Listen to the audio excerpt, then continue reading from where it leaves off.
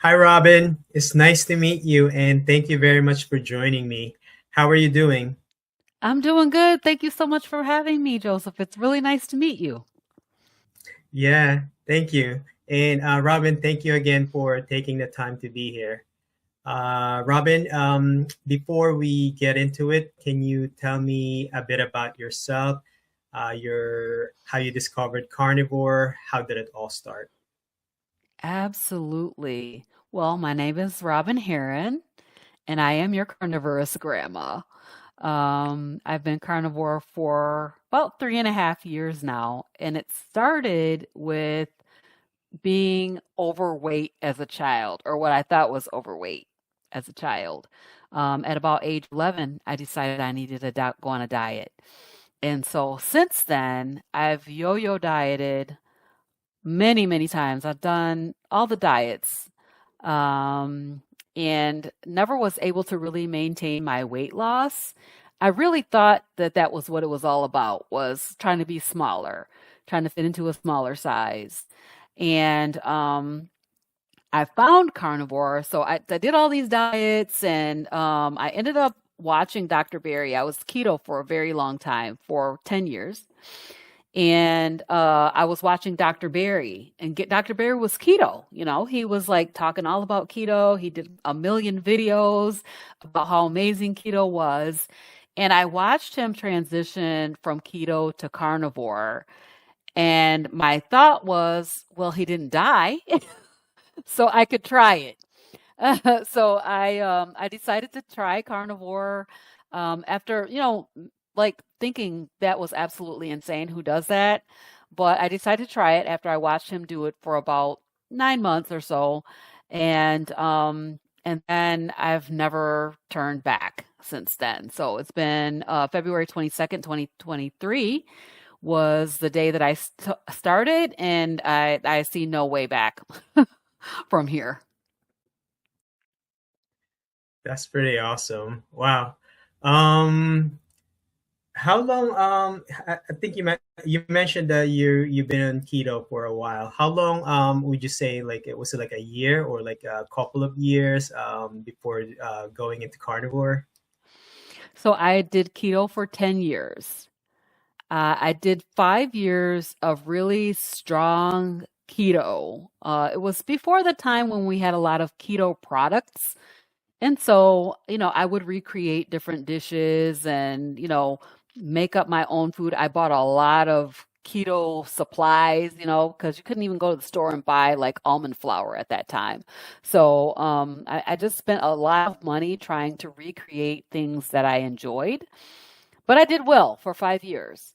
And then that second 5 year period, I struggled off and on. I say that I did 5 years of keto and then 5 years of what I like to call Cheeto, because I just kept cheating and falling off the wagon. I couldn't get back on.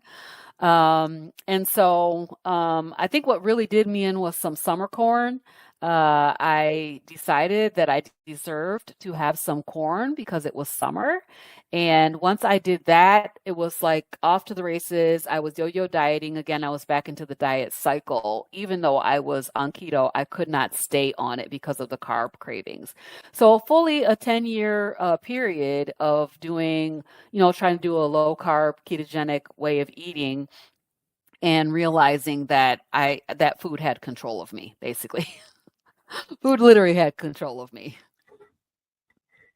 Wow, 10 years is quite a long time. I mean, I feel like that takes a lot of discipline because I remember doing paleo about 10 years ago also. And, I was only able to stay for about a little over a year. And to me, that already took like a lot of discipline. And I can just imagine like, for you, 10 years to stay on it for that long is quite a discipline for me. That's really cool. Thanks. Robyn, so what made you decide to try carnivore? Is there like any specific health issue you wanted to get fixed, healed? Yeah. Yeah, the interesting thing was I still thought it was about weight.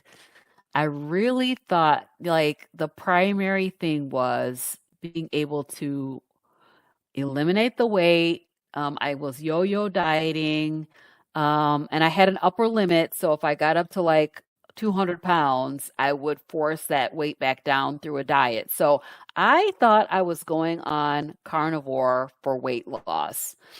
And I did lose weight. But it turns out that that is not the primary thing, because carnivore turns out to be this healing protocol that allows your body to do some amazing and incredible things regarding healing, right?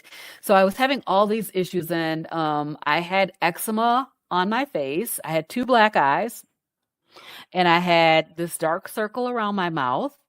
And I also had really, really bad eczema all over my body. So I was born with eczema. My mom said I came out of the womb scratching. I was already, probably because she had a lot of carbohydrates and starches and stuff in her diet when I was in the womb. So I came out with my skin already, acting up. So, I realized over time, and then I also, let me just give you kind of a short list of the issues that I had. I had high blood pressure, hypertension, which was, being managed with, for a very short time with medication, which I eliminated that with keto. That went away when I was on my keto diet. So that was something that was pretty incredible. And then I also had IBS, like severe IBS, constipation. I'm like the person that's in the bathroom crying for an hour because I am struggling. And I had very, very debilitating anxiety and racing thoughts, fears, just afraid of everything. These are the top ones. And then that hand eczema, which was like my hands would be so raw, it would be like hamburger meat. My hands would look like chopped meat. And then I went to go and have fingerprints done. And they said they couldn't get my prints. My prints were muted because I had had this blistering and drying and cracking and all this stuff over so many years that basically my prints couldn't even be lifted. And so that was really interesting. I had a lot of issues with allergies, like an allergy for every season, for every day of the year. I had an allergy. So I was constantly sniffing and sneezing and itchy eyes and, itchy ears and throat and all the things. And but when I started carnivore, I didn't even realize that it would touch any of those things. Right. It was about losing weight. I thought I'm going to do carnivore for 90 days and then I'll start adding things back in. I'll start, increasing my, adding vegetables because of course, we've been trained that vegetables are the holy grail. If you can reach a pinnacle of veganism, then you are at the top of the food chain. Right. And so, I started carnivore. Within 38, on day 31, my IBS went away. I started to notice that I was calmer. Like I'm able to send a message to voicemail instead of having to answer every call. Stop thinking about food all the time. My mom and I had this thing where we would talk every day about what we ate. We would send each other a picture and we would be like, what are you eating tomorrow? And you go into the grocery store and on and on and on, just rambling on about food. And all of a sudden I realized I don't really care what you ate today. I'm like, I no longer had that food obsession. And that happened in a really, really short period of time. So, in starting carnivore, I did not realize that all of these issues would resolve, especially the eczema, because I had literally thought to myself and mentioned it to my doctors that I feel like my eczema flares up if I eat this or that, or, if I have too much ice cream or whatever. And they're like, it's not food related. It's not food related. So they really literally told me, there's nothing you can do about this. It's going to be with you your whole life. Take these creams, ointments, potions, take these pills, courses of steroids and shots and all different kinds of things to deal with it. And son, you can go ahead and I would go to the tanner so that I could get in the wintertime, so I could get some sun because sun did help it a little bit. But it turns out that it was entirely food related. And after about 9 months on carnivore, I realized, oh my goodness, it cleared up. I don't have it anymore, and so, but there are things like if I eat certain foods and drink milk or have cheese and stuff like that, it will cause it to flare up. But the bottom line is, I don't have on any makeup. You can see I don't have the two black eyes that I had when I was really struggling with my skin. So my skin was talking. My skin and my body were talking and trying to tell me something, and I was not able to understand what it was saying to me. Wow, Robyn, your story is quite amazing. I feel I can also relate because of the eczema, the skin issues. It makes sense now, like why you want to do the carnivore, because there's other health issues that you were going through, like the IBS, the anxiety, and then like so much medication, especially I know with eczema. Wow, that's really awesome. Day 31, where you started feeling the effects of carnivore, feeling better. Wow. Um, you mentioned that you've tried yo-yo diet also in the past. Like, have you tried other diets? Like, I know the most common one, like you mentioned the holy grail, right? Like the vegetables. Have you tried like vegan or vegetarian? Yeah. I didn't really, I've never been a huge fan of vegetables. But I did do things like the Daniel fast. They would do that with church, and it's like a vegetarian vegan diet. And what you find is that when you have all of that fiber and all those beans and rice and all of that kind of stuff, it causes a lot of gastric distress. So, I never really wanted to try being a vegan. That's not something that appealed to me, but I did all the low fat, whatever they would come out with. I did medical weight loss, which was where you buy their packaged processed junk food and you eat that instead of real food. No salt. And I lost a lot of weight, but I still had two black eyes and a dark circle around my mouth, right? And then I tried Weight Watchers. You're counting points. And some things are 0 points. So you're going to fill up on all this broccoli, cauliflower, all these things that are 0 point, I think even like a grapefruit is 0 points. So your body does not work like that. It doesn't recognize points, right? I tried cabbage soup diet. I tried counting calories. I tried anything that you could try that would be free. So there would be different ones, and the military diet where you eat like peanut butter toast, half a slice of bread with peanut butter on it, and you have half a grapefruit. It was torture. Like I was starving. And so I would go up and down with my weight. And I did that from the time that I was 11. Because I felt chubby. I felt fat. I felt like, and this is something that I really, because I have a bunch of grandkids, I got 11 of them. I really try not to give these babies a complex about their weight, because people would poke my little tummy when I was a kid and say, "Ooh, she's chubby," you know? And so now then I had this complex. And at age 11, when I should be just running around outside playing and having a good old time, I'm worried about being too fat. And so that's something that I really try to not do to my grandkids. But the problem, Joseph, is the food that they're eating. And so the food is designed to make them fat. Fat on the inside or fat on the outside, right? So if you got chronic inflammation, you might have something going on the inside of your body that is not visible on the outside. So the food is designed to do that. And it's a little bit of a struggle because you want to give them good advice about what to eat and nutrition. And so I talk to them often about, if you ever get sick, you need to go carnivore. Or, let's reduce our carbs. Let's look at these labels. Let's see what's in it. How many carbohydrates is it? Because those are sugars. And trying to help them understand that too much sugar is a problem.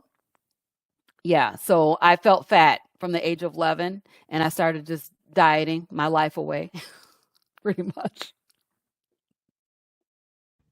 Wow. Yeah. You know, Robin, I agree. Yeah, I feel like the whole food system right now, I feel like it's designed to like make people like fat and overweight, chubby, Hmm. and it's really not good. And I think right now the whole movement with carnivore is pretty much trying to stop that. I don't think it's gonna be completely stopped, but it's gonna make some kind of effect, and people will really realize at some point.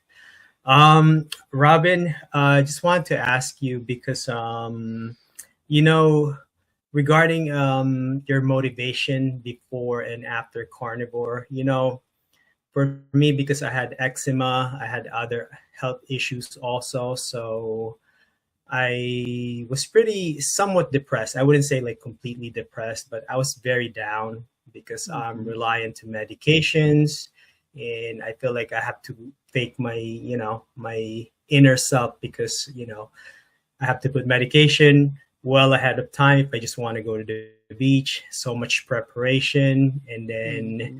I'll be good to go for that weekend. But now after carnivore, my motivation is so good because now I know there's so much more in life. I'm able to appreciate it more. There's so many things I can do. I feel like it's limitless. And I feel my motivation now is just to pretty much spread carnivore, whoever's looking for answers to improve their health. Yes, Can you talk about your motivation before and after? certainly. Yeah. So again, my motivation was all about losing weight and being able to maintain weight loss. And I was literally just thinking about this week as I was walking and talking. I was thinking about how all I wanted was to be a certain weight. I wanted to be able to fit into certain clothes. Um, I didn't even consider health, except from the fact of a fear-based status, right? So thinking like, oh, I don't want to have dementia. My grandmother had dementia. She died afraid, and I don't want that. Or my aunt had Alzheimer's, and she would go outside and get lost just outside walking down the street. And I'm like, so it was a fear sort of a basis of motivation, but I was not thinking about healing or avoidance. Like I could avoid that if I do something. And so my motivation was all about weight loss. I did all the exercise videos. Over there, Thai Bowen and beach bodying and doing all the exercises and things, and then doing all these different diets, shakes, and all the different things. And once I went carnivore and I realized, oh, your body is an amazing healing machine. Who's talking about this? Is there anybody out here talking about this? And I used to watch the Black Carnivore, a Dave Fox, I think her name is. Used to watch her. So when I started carnivore, I started looking for people that look like me. Who's talking about carnivore? Who's out here talking about carnivore? Because I saw a lot of guys, saw a lot of, white people out there. Sorry, white people. But it's true. All the guys, I mean, you know, it was like carnivore was for guys almost.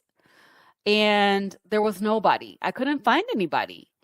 And so I knew that when I started carnivore, I knew I would start a YouTube channel. But my motivation for my channel was going to be food and cooking and what do I eat in a day and those kinds of things. And as I started to realize what a game changer carnivore is, said, somebody's got to go out here and talk about this. Somebody's got to tell the Black community they're not getting the memo. They're all being directed and guided toward veganism. And I'm seeing people really making them so sick with vegan diets, having adrenal failure and having gut issues and having, you know, basically, what is that thing in your stomach? Like colon issues, losing their colons and having a colon removed and those kinds of things with vegan. And then I realize, but they want meat because basically they're creating something to taste like meat that is nothing but a bunch of chemicals. So I was like, I need to do my YouTube channel. And then I watched Carrie Mann. I don't know if you know Carrie. Carrie Mann. I saw Carrie Mann out on the pergola climbing like a little monkey. And he was like, I feel so great. And he was just so enthusiastic. And he said, Robyn, this is what I heard him say.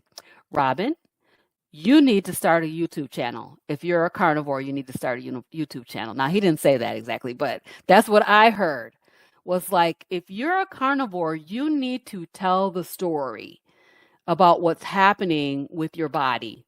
And so I wanted to do that. And then I also said, well, we love to listen to the doctors. We love doctors. We really trust what they have to say.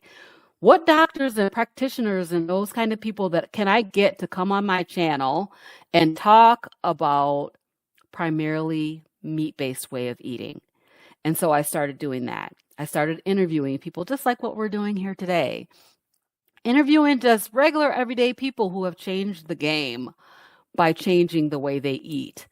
And so my motivation became to get this message out. Like, this message must get out because people are dying of things that are curable, that they could take into their own hands and cure themselves if they decide to have enough courage to try, right? So, and then I decided that I would do a meetup. I wanted to have something in the Michigan area for people to come and get community and hear the stories and bring the doctors in and let them talk and have a fellowship, basically. And so last year I started my meetup, Impact Meetup and Eat Up with Carnivorous Grandma and Friends. And basically I wanted to build this community and let people know, like, you can change your health trajectory. If you have a chronic incurable disease, maybe it's not. Maybe you can change it yourself. You can take your health back into your own hands. So my motivation became to tell everybody, to tell the world. And I wanted to be able to talk about it all the time. And my family was like, are you serious? Do we have to talk about this again? Yes, we have to talk about it again. One more time. We're going to talk about it. So the YouTube allows me to be able to speak about it, talk about it, tell people. People can listen if they want to. They don't have to listen if they don't want to. But it gives me an opportunity to sort of tell this story. I became a health coach, got certified, started different shows on my channel to talk about different aspects. And, I just really want people to know that your health is in your hands. So that's my motivation. That's very beautiful. I like how your motivation, like, pretty much come all together and how it evolved, like, over time also. Very beautiful. Robyn, I think I just want to go back to your symptoms, like also your past health issues. So with eczema, I had many assumptions in the past, like what was triggering it, like like stress or maybe specific food. I think you mentioned that when you were eating ice cream, you think it was triggering it, right? And that's also one of my suspicion. And sometimes I just felt like maybe I'm just dirty, or maybe I just need to take a shower, or maybe I'm overdoing the shower, right? And sometimes I'm thinking maybe this is just genetics, because when you went to the doctor, I think you mentioned that they told you if this is something you're going to be carrying with you throughout your life, it's something incurable, right?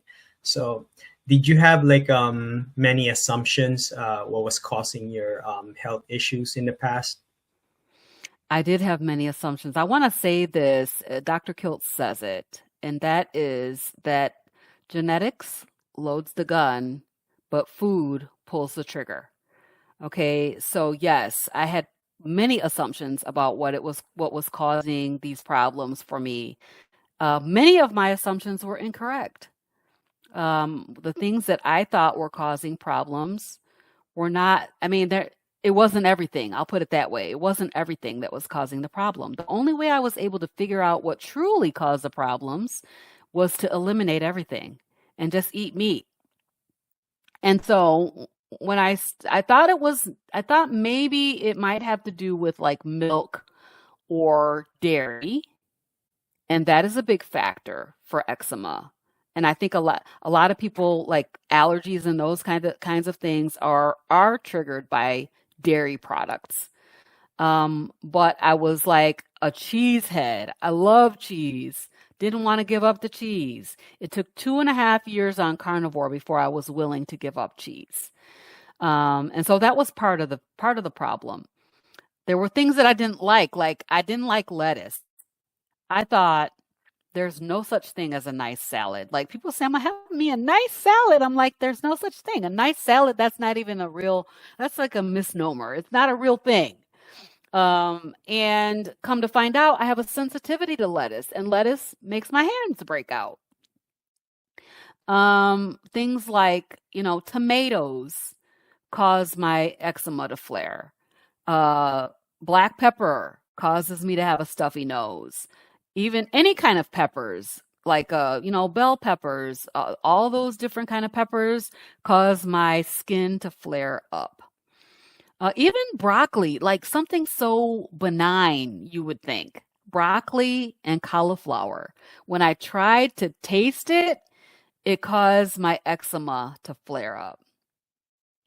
And then, so that was lots of factors. The things that I thought it was that plus everything else. Everything but meat. And so I can do seasonings, like I can do a little bit of seasoning, but if I try to eat onions, I used to have problems with onions. I would eat onions and they would make my stomach just upset. Oh my goodness, so terrible. And I'm just keep eating it because, you're supposed to eat that. And so it was what I thought plus. My anxiety was so high, and I find out that things like mint, my husband says, don't tell people that because that sounds crazy. It's true. I incorporated some mint. I thought I was going to be fancy, Joseph. I was on a cruise and I'm going to be fancy and have just a little bit of mint in my sparkling water just to zhuzh it up a little bit, right? When I got off that cruise, I couldn't even move. I was stuck. My anxiety went up over my head. I couldn't even. We went to the mall, and we were on the one level up where the glass walls. You know how the malls are.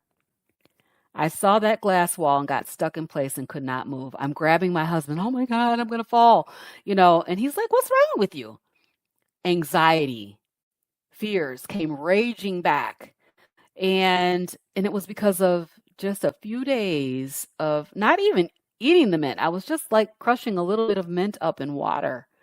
And so to me, those things, it's my assumptions about things. And of course, stress is a problem. Even last night, I'll tell you the story. I went to the church last night and they're so kind. There's a young lady who does food at the church and she wants to make sure there's something there for me. So she brings like deli turkey meat. And I ate 2 pieces of that meat. And today my finger has blisters on it. So it's like, it's the food. It's the food. I can't tolerate sugar. I did not realize how detrimental sugar is. Like starches and sugars and carbohydrates, all those things cause my eczema to flare up. So it comes, down to, yeah, I had assumptions. Even things that you like laundry detergent and things you try to go with the free and clear because you think if I use free and clear, then my arms won't break out or, I won't have these rashes. And it turns out that yes, that is, yeah, it's impactful for sure. But it's mainly everything for me. It's almost everything but meat. Yeah, I feel like I relate so much to all the assumptions that you had, especially because we had similar case with the eczema. So it seems like you have a lot of triggers with the food and like the sugars and the specific vegetables like lettuce, tomatoes, onions. Like, what was your favorite food back then? Pizza. Pizza was my favorite food. If anybody in my, you know how you have these little things with your password and it says what's your favorite food? All mine say pizza because I loved cheese and I like meat pizza. I was like the first person to go to the restaurant like Pizza Hut and order the pizza bowl. I taught them how to make it. So if you go to Pizza Hut and you can order a pizza bowl, it's because of me, because I was the first person who went there and did that. Yeah, I love pizza. I love cheese. And so that was the thing, was like giving that up it took 2.5 years of being in denial. And then one day, I had been off cheese for quite some time. My daughter bought me a beautiful block of blue cheese from the farmer's market. And I was like, I'm just going to have just a little taste of this. I ate probably half an ounce to an ounce. And my hand says, whew, like that, those blisters just came up, raging up. Within about an hour, I was already blistered up. And that was the last time that I've had cheese. And that's been over a year ago now. Yeah. Wow, it all makes sense now. What you said earlier about giving up cheese, because with the pizza and everything, that makes total sense. Hmm. Robyn, just want to say congratulations again with your coaching certification.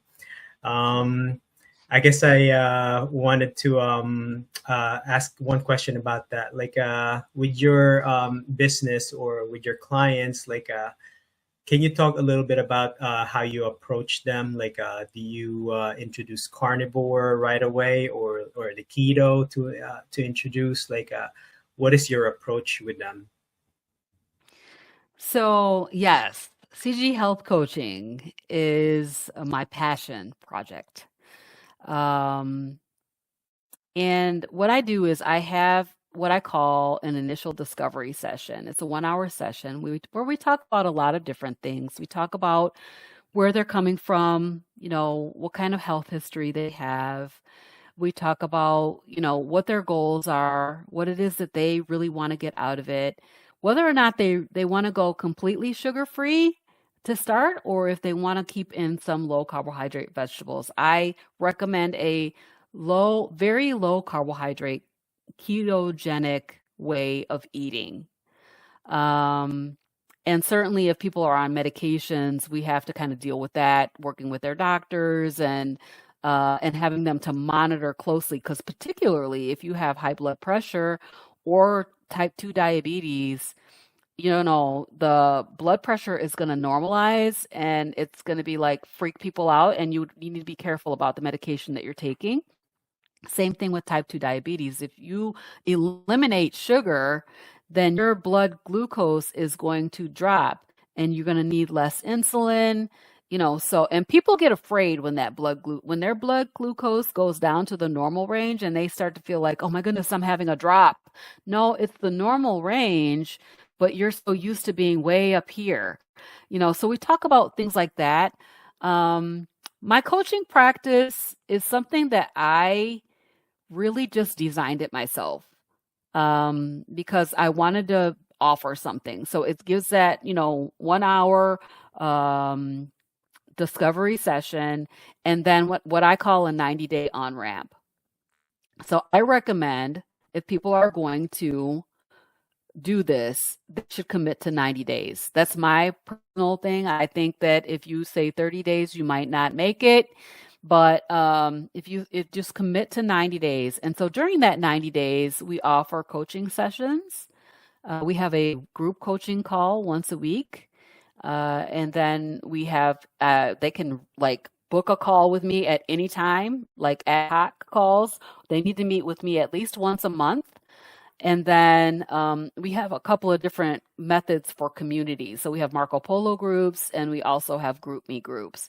And then within that GroupMe group, I give lots of artifacts. So I'll give things like meal plans, grocery lists, different kinds of encouragement, and just whatever people need. So decks and like if I record my video, I will put those recordings out there for them. They can watch the video later if they didn't make it to class. So it's really a heavy touch, I would say, sort of coaching practice, because people need a lot of help, and they've never really thought about food as healing, food as medicine, or even realize that they could heal their own bodies with food. Right now, I'm offering a 7-day sugar-free challenge for the month of June, which I am doing pro bono. I'll say there's no charge for it, so people can come in, be part of community, get classes. And you can do a 7-day sugar-free challenge just to see what it's like to eliminate sugar for a minute. See if you feel better. See if your inflammation goes down. Those kinds of things. So I'm offering a lot of different things with my coaching practice. And my brother cousin Sherrod. He's also a coach on my team. So we work together, and we are trying to heal the world. We're trying to bring this message and help our people get healthy. We go to church, and we're in a church, and I have a scripture that I like for this, and it says, "I would that you would prosper and be in health, even as your soul prospers." And I'm like, well, what about the be in health part? Yeah, we want our soul to prosper. Well, what about being health? Yeah. We need to not forget that piece of it, and our bodies are designed to do that. That's awesome, Robyn. Yeah. Just want to thank Sherrod also, for connecting us. Yes. Yeah. And I think your coaching practice is pretty cool, because you have so much to offer, and they're very well structured. And like you said, people need help. People need to see something that they can follow. So I think it's really cool. Robyn, just looking back at the start of your carnivore journey, did you had any mistakes? What and how did you learn from them? And I guess I also want to extend this, even though it's gonna sound loaded, but did you experience oxalate dumping, maybe in the beginning or maybe later down the road? Mm-hmm. I'm expecting them because I'm 2 years in my journey, and I'm expecting them sometimes soon, maybe in my 3rd year or so. But yeah. Well, hopefully you won't experience it. Yes. Mistakes. I don't think I made necessarily mistakes. I think the mistake may have been with my thinking that I could return back to something that I was not able to return back to. And really that the discovery has been incredible of all of the different things that were causing my problem, not the least of which is too much sugar. And so, yes, I did experience oxalate dumping, and every now and again I do. We know that our body stores things in cells. Our insulin's job is to store glucose in the cells. Along with those glucose, a lot of different stuff gets stored in the cells. So as we begin to burn that fat off, those fat cells begin to release. Now we're allowing all of the stuff that's been stored up in cells to come out. And so oxalates are like little shards of glass, and they want to come out of your body. So they may come out in rashes, um, or different kinds of breakouts.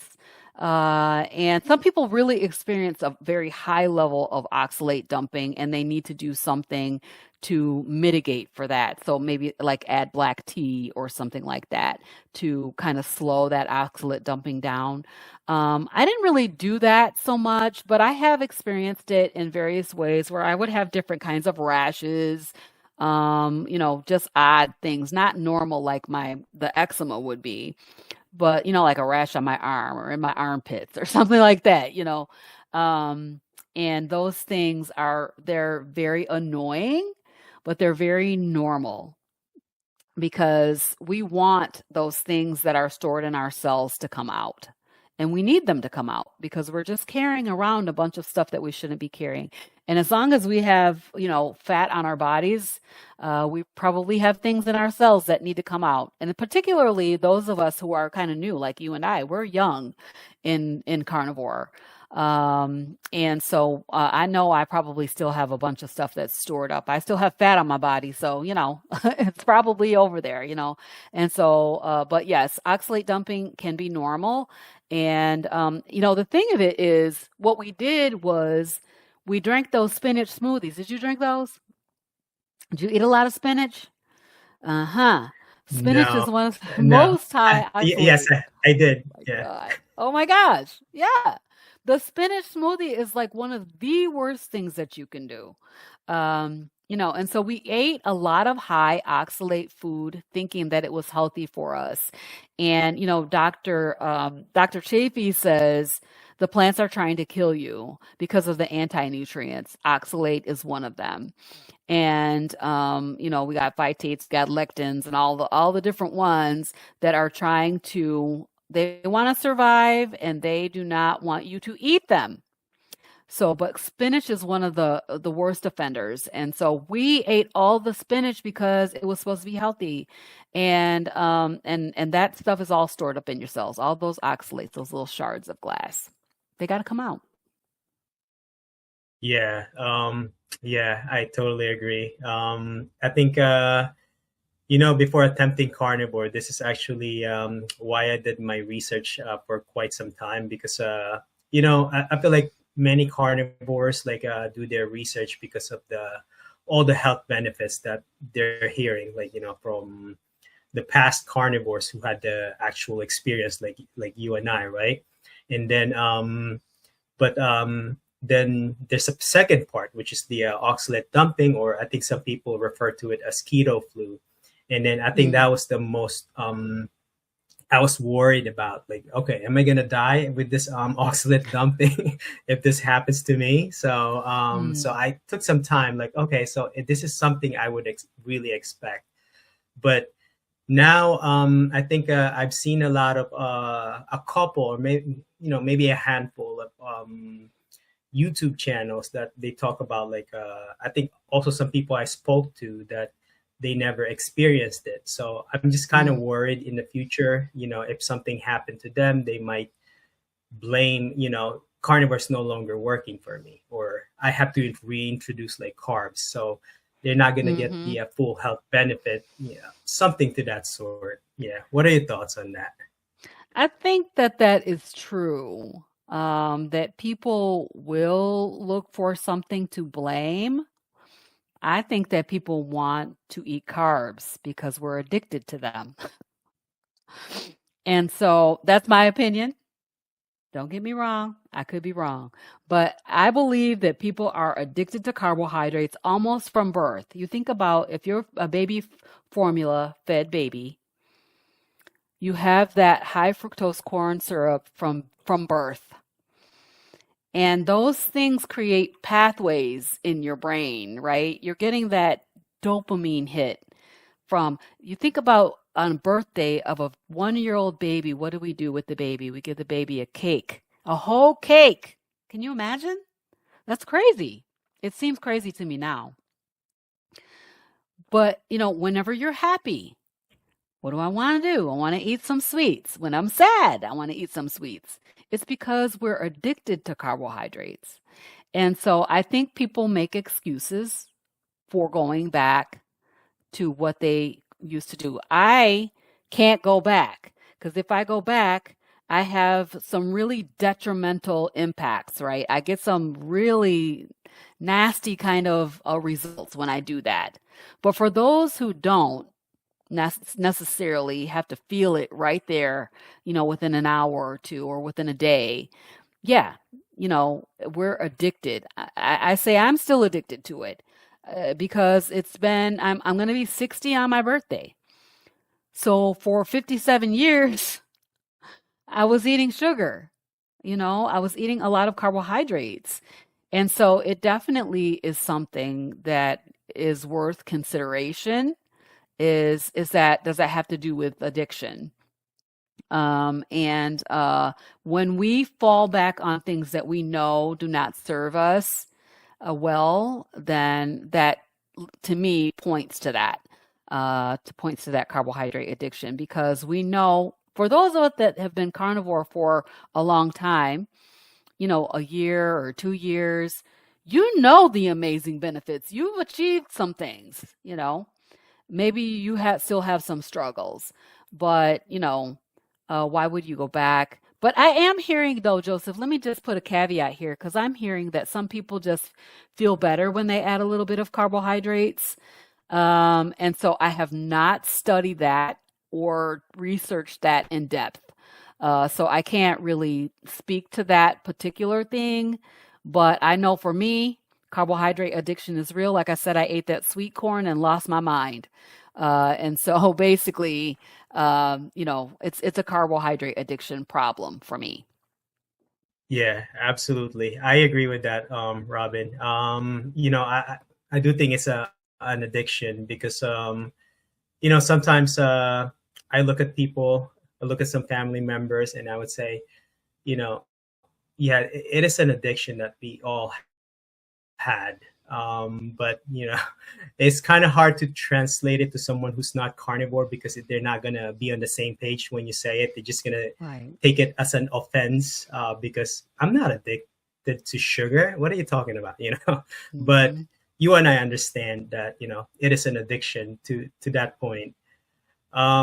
Robyn, what does a typical day of eating look like for you now? Like, do you keep it pretty much consistent or do you switch things up from time to time? Maybe you can walk me through. Sure. I would say most days I have bacon. Sometimes I have bacon and eggs. A lot of times I will do like one whole egg and add 2 egg yolks to that. I don't like to eat too many egg whites, like the scrambled egg kind. I don't mind the hard-boiled ones so much, but mainly bacon and eggs. Today I had a bowl of ground beef and bacon. I didn't even have eggs. I like to eat steak. It's one of my favorites. I like to eat fried chicken wings. I fry them in tallow, crispy and delicious. I like chicken thighs. But when I think about satiety, the most satiating thing is going to be beef. So I eat beef as many days a week as I can.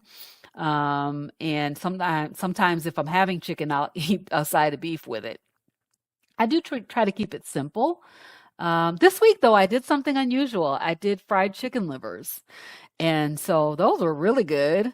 I very much enjoyed those. I was frying them up, and my husband was like, "Oh, I don't know about that." But then he started eating them and couldn't stop. So they were delicious. And I like to do seafood and fish sometimes. I have my daughter here in the house with me. She's got 5 kids, and so they're all here for a while she's getting her degree. And so I can't cook fish in the house because she has a fish allergy. And so when she's away, though, I will make a house full of fish and seafood and eat that because I do enjoy seafood. But mainly, I love a good ribeye. That's probably actually, I have to tell you about the picanha. Have you tried picanha? Oh my gosh. So good. So good. I found some delicious picanha at one of our local smokehouses over the weekend last weekend and grilled that, and it was so delicious. I love picanha. That might be the top of the line. But other than that, I like a nice ribeye.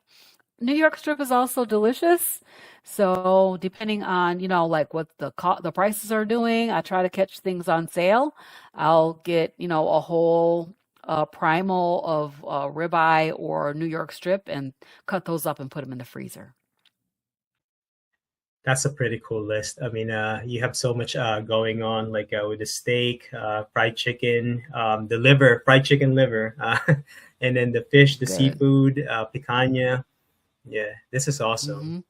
Hmm. Yes, Um, it's definitely not a Robyn, low variety way of eating. I get plenty of variety in my way of eating for sure. yeah, definitely. Robyn, what is the hardest thing about being carnivore for you? Examples for me would be the social gatherings with family and friends, right? The holidays, the travel, scouting Mm, locations where we're going, in case I starve, right? Or the cravings in the yes. beginning. It took me like over a year to get it out of my system. Mm. Did you face any skepticism from your circle? Yeah, Absolutely. Oh my gosh, there's a wide variety of challenges for sure. Definitely the social aspects of it at the beginning were quite challenging. People were like, you're just only going to eat meat, or a lot of times there would be, we have these social gatherings at church and stuff, and there would never be anything there for me. Like I was telling the lady, she was so kind to bring me some meat, but it's not for me. So anyway, so the social aspect of it can be quite challenging. The having the ability to kind of advocate for your own plate, having the ability to fast if there's nothing there for you to eat, and just taking that option instead of giving in to whatever is on the plate there can be challenging. Going through the first few holidays was difficult. My mother-in-law makes pound cake, the best pound cake you ever had. So good. So once I was able to overcome that, that was the one thing that was like, if I can stop eating this, I can stop eating anything. I don't have to have any of this, the dressing and the macaroni and cheese and baked beans and all the different things that we do traditionally within our family. Once I was able to give up that pound cake, I was able to just keep it moving. So for the last few years, I haven't really had any issue with holidays. The other thing that I do is I make a lot of meat. I will make the prime rib. I'll bring a ham. I'll bring a turkey. I'll bring the chicken. I'll bring the meat so that I make sure that there's plenty of meat for me to eat. And now my family, everybody knows, like my father-in-law, he'll cook up fried catfish. He fries it naked for me now, and then they eat it naked too also. So that's really, really good. So, the social aspect was kind of difficult. The most challenging thing that I'm finding right now is I'm traveling for work. And so being prepared and like my motto is be prepared or be prepared to fail. And so I've been failing a couple of times in regards to travel. And so having to like pick something up, like $35 for three smash burgers. That's insane, right? Just the patties. And then, spending a high amount of money for a small amount of food is problematic, or getting into the airport and not being able to find something that you can eat is challenging. Um, so yeah, traveling is difficult. And then the other thing is that lots of DoorDash. The DoorDash thing is problematic, right? So if you are going to order a steak on DoorDash or Uber Eats, you're going to order a steak from Outback, let's say. They force you to get the sides. You can't just order just a steak. I feel so terrible about ordering food that I know I'm not gonna eat it, right? So the last time I was traveling, before the time before this just one, now one that I just went on, I'm gonna tell you about it. I ordered two baked potatoes. I said, if I'm gonna throw away some food, what is the thing that I would feel most comfortable throwing away? And so I ordered two baked potatoes. I was like, I won't feel bad about it, but I ended up giving it to the girl who cleans my room. But I even feel kind of guilty about that because I know it's a sugar bomb and she doesn't need it. So that was tricky. So what I did was I told my travel agency that we work with for work, like I have to have a hotel that has a kitchen. I need to be able to cook my food for myself. So this last time that I went traveling, I stayed in the residence inn and I was able to cook food for myself every single day and just eat what I want to eat, know exactly what's on the food, know what's in the food, and then not have any kind of skin issues or irritation from, potentially they put seasonings on it, or potentially they dipped it in a seed oil, or the grill had seed oils on it. All of those things cause problems for me. So I like to travel and cook my own food, and I always do that when I travel with the family. We stay in different resorts and stuff. I will cook food for myself because I don't want to eat all these different places. Yeah, so those are challenges. Um, People, definitely looked at me weird when I first started. They were like, "Oh, she's doing a meat thing. Are you still doing that meat thing?" Yeah, I'm still doing the meat thing. I'm still doing the meat thing. That's very funny. Yeah, and I absolutely agree. Yeah, I think now I also just use salt as seasoning because I stopped everything like black pepper, any other barbecue seasoning. Like Mhm. I just completely got rid of it. And my skin is even better. Completely. I mean, I still have about like 3% now. Yeah, but it has like major improvement. That's awesome. Robyn, That's awesome. so yeah, if you had to describe the impact of carnivore in your life, what one word would you describe it and tell me why? Game changer. It's a game changer. Going carnivore changed everything from my mental health to my skin to all my medical issues that I had, my relationships with people. I'm not afraid to meet people and talk to them. It took away a lot of my fears that I did not realize were food related. It literally changed the game for me. So that's how I describe it, as a game changer. And I would never go back to what I was before. Yeah, I totally agree with that. I think that's just the same thing that Sharon said, about carnivore. It's a game changer. Because I don't even have to work out that much and I don't gain weight, because I have the wrong understanding in the past. I would Mhm. barely work out and I stay fit. How's that possible? I know, So right? You can do some very basic things, and still maintain. I will say that there is another game changer that I had encountered, well, since I've been carnivore, and that is walking. Just regular old walking, but I was walking a lot, like 14,400 steps a day for almost a year. oh, And it really changed like the shape of my body. It changed the game. It really, really did. It made my sleep better. It did had a lot of beneficial properties to it, I guess I say, attributes of getting that movement in. So movement is a factor, but I say 80%, it's like an 80-20 rule, right? 80% of this problem that you're having has to do with the food that you're eating. And then there's another 20% that has to do with sleep and movement and stress and all of that kind of thing. So, but the food is a biggie. And if you can get that food right, the game has changed. yeah, absolutely.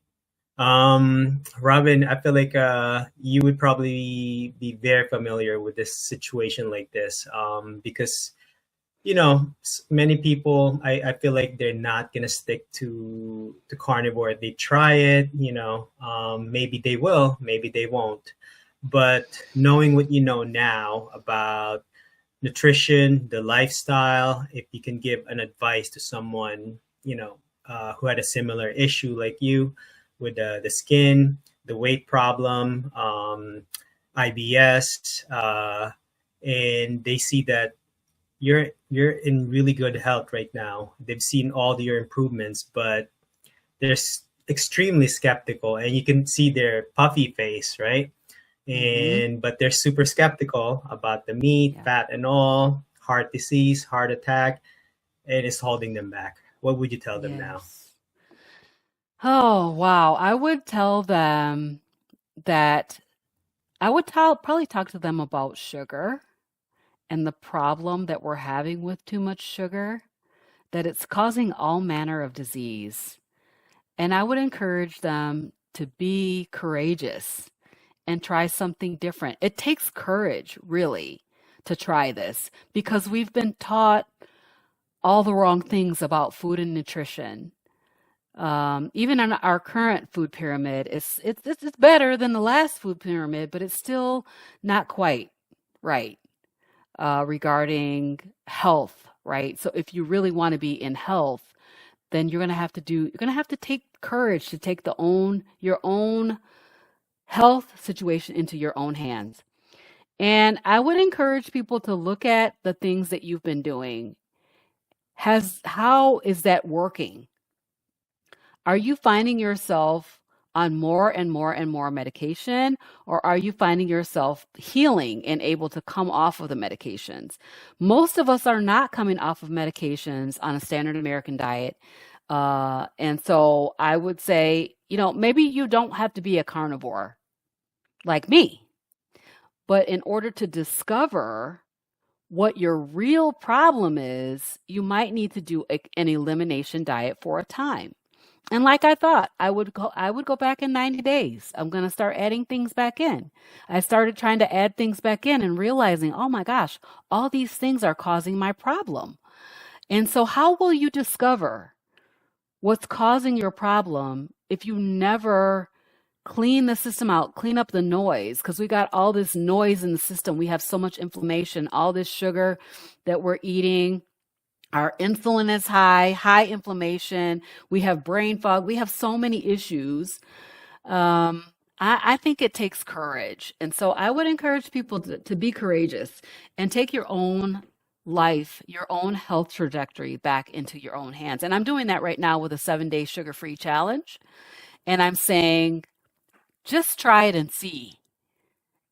See, is sugar your problem? When you go off sugar for 3 or 4 days, does your inflammation start to reduce? And then what happened was my cousin, Sherrod, he was trying this for 7 days a year ago. He tried it for 7 days. Sherrod was on a scooter. I think he told you his story. And he tried it for 7 days, 7 days, 7 days, 7 days. Here he is a year later. He's able to get up and do whatever he wants to do. He's off the scooter, preaching in the pulpit last Sunday. I was like, you better go, boy. So awesome. It's a game changer. Yeah, that's wonderful with Sherrod, and I completely agree with the having the courage, to try this, especially if you're very skeptic. I think that's all what it takes really is the courage. Yes. Um, Robyn, my last question to you is your future outlook about this whole lifestyle. Like, how do you see carnivore in the next 5 to 10 years? Do you see the good or the bad, or maybe a mix? The good could be, more people wanting to learn about it because they see a lot of people improving their health, getting rid of Yes. diseases, reversing diabetes. At the same time, the bad would be meat prices are going to skyrocket high. The censorship in the media, Oh my a lot of gosh. pushback Yes. because they don't understand it. What are your Hmm. thoughts on this? Yeah, there's a wide range, right? I think that there is such a grassroots thing. Just like what we're doing today, where we're talking, it'll go up on YouTube, people will see it. It might get them to thinking about carnivore. I think that I'm trending away from the term carnivore so much and thinking about primarily meat-based way of eating or sugar-free diets because we know that a completely sugar-free diet is going to be a carnivore diet, right? No carbohydrates. That means carnivore. So I think how we talk about it may change in the coming years. But what I see is so many people trying it, so many people, thousands of people trying it and seeing these amazing benefits. I think some people will try it and stick to it. I'm seeing even in my own coaching practice that some people will be able to stick to it and some people will go back to their way of eating, but they always have that for their tool belt. They always remember when I did this, I felt really good. Maybe I should go back and try that again. So I think for the future, I see it becoming a huge thing. The Healing Humanity documentary is coming out. It's starting to be shown all around the country. I think that's going to change a lot of people's lives. And then everybody who's out here talking about this on these YouTube channels,